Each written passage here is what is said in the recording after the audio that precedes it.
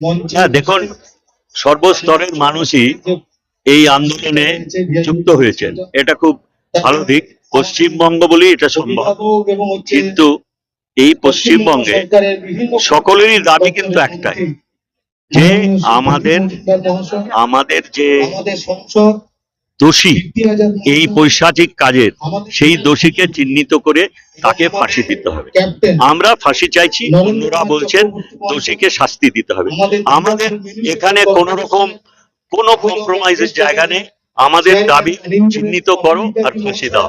আমরা রাজ্য সরকারের প্রশাসন দিয়ে করার স্থির করেছিলাম, তখনই মাননীয় মুখ্যমন্ত্রী বলে দিয়েছিলেন যদি রবিবারের ভেতরে আমরা না করতে পারি, যদি সবাই সিবিআই চায় আমরা সিবিআই কে দিয়ে দেবো। কোর্ট বলেছে আমরা সিবিআই কে আগে দিয়েছি, কিন্তু সিবিআই যে আমরা যে সিবিআই এর সঙ্গে পরিচিত, তারা তাদের